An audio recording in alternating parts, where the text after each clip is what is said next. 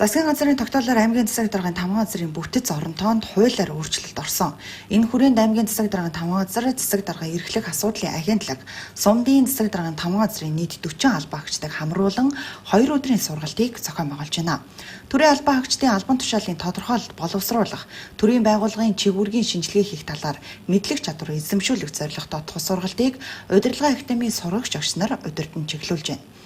Тус сургалтаар дамжуулан албан тушаалын тодорхойлолтын бүтэц агуулга, боловсруулалтын арга зүй, эрх зүйн үндэслэл, ажлын байранд түгээмэл тулгардаг бэрхшээл асуудлуудын талаар мэдлэг хуримтлуулж, арга зүйн зөвлөмж авах юм а.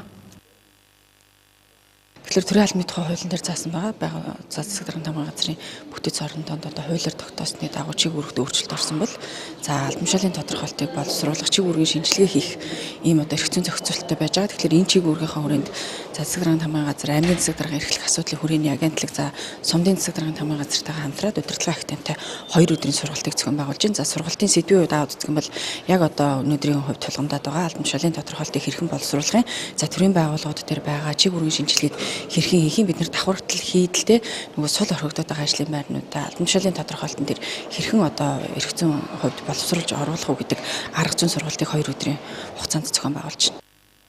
Төрийн албан хаагчид 2 өдрийн турш үргэлжлэх сургалтаар олж авсан онлын мэдлэгээ баталгаажуулж, бодит жишээ, дадлага ажилдаа хослуулж, цаашид ажлын гүйцэтгэлд бодиттой дэмжлэг үзүүлэх ач холбогдолтой юм.